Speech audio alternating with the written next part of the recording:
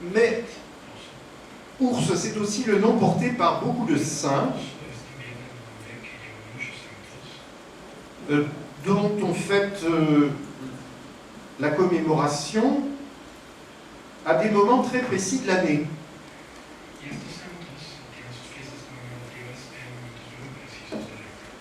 Donc il y a d'abord un saint qui se trouve en Italie, qui s'appelle Saint Ours à Aoste, qui est fêté le 1er février. Il y en a un autre qui est fêté le 30 juillet, dans le centre de la France. Il y en a un qui est fêté le 19 juin à Ravenne, en Italie. Et il y a même une sainte Ursule, qui veut dire la petite ours, qui est fêtée le 21 octobre. L'ours est une figure très très intéressante de la mythologie pré-chrétienne, parce qu'il est associé au rythme du temps. L'ours est un animal qui hiberne, en particulier,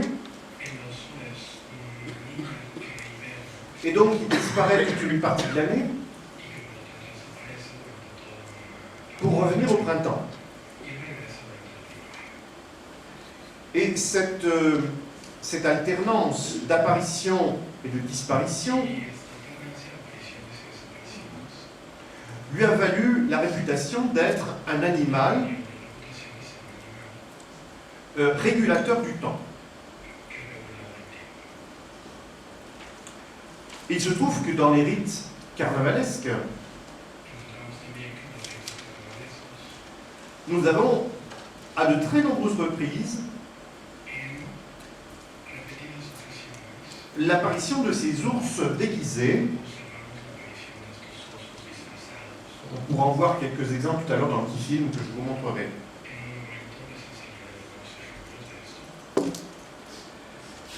Et donc, on voit bien que cette tradition très ancienne de l'ours comme figure incarnée du temps a laissé des témoignages dans la statuaire archéologique, enfin dans les témoignages des statues, à l'époque gallo-romaine en particulier. Mais elle n'a pas disparu du Moyen-Âge, parce que, en particulier, beaucoup de saints ont un rapport avec cette mythologie de l'ours.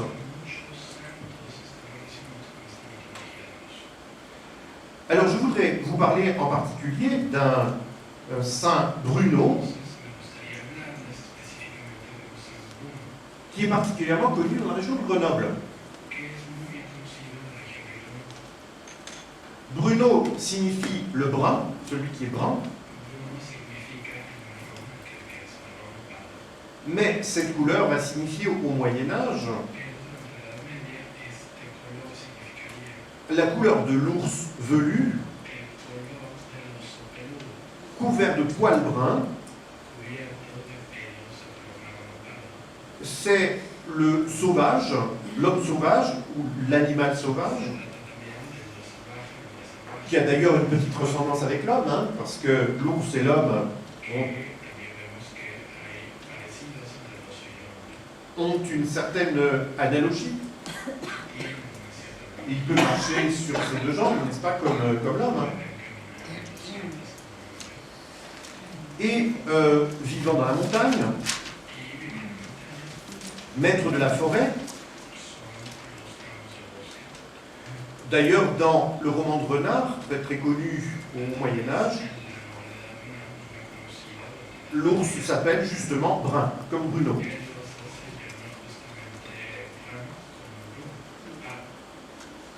Alors, il existe au XIIe siècle une vie légendaire de Saint Bruno.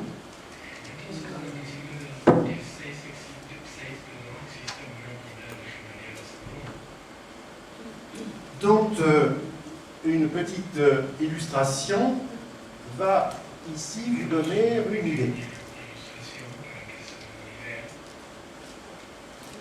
Je vais passer sur les trois premières images ici de la ville de Saint-Bruno, qui est un saint qui vient d'Allemagne et qui avait commencé sa vie en utilisant tout l'argent de sa famille, l'argent qu'il avait hérité de ses parents, pour soigner les malades, les pauvres, etc. Et il va se retrouver avec 6 compagnons pour fonder un monastère. Mais il n'a pas de terre pour construire cette abbaye. Et alors, il va essayer de demander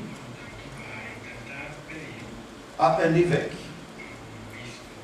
de lui donner une terre pour cette abbaye. C'est ainsi qu'il arrive à Grenoble,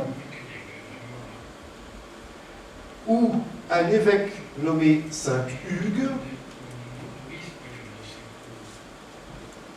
un jour a un rêve, fait un rêve pendant qu'il dort. Il va rêver que 7 jeunes gens vont venir bientôt lui rendre visite.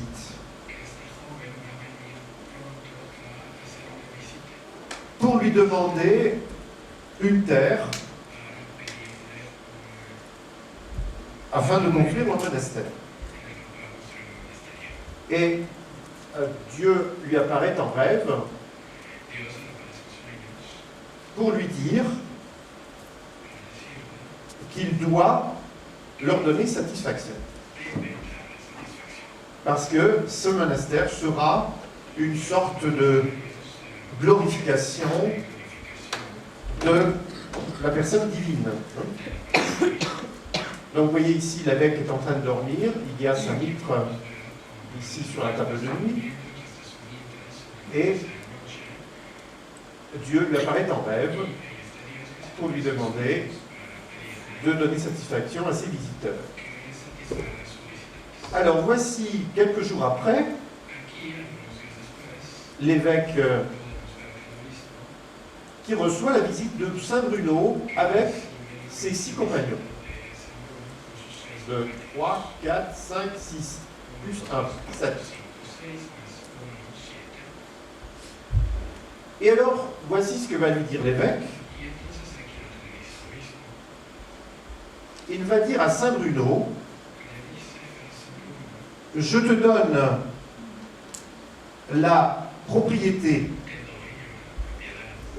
d'une terre qui te sera indiquée par la présence de 7 étoiles dans le ciel. C'est-à-dire lorsque tu verras 7 étoiles briller dans le ciel, tu sauras que c'est précisément à cet endroit-là que tu pourras construire ton monastère. Donc, voici les 7 étoiles. L'évêque qui dit, voilà, et les compagnons de Saint Bruno. Ils vont trouver cet endroit et ensuite construire leur monastère. Alors évidemment, la curieuse mention de ces étoiles dans le ciel mérite un petit examen. De quelles étoiles s'agit-il?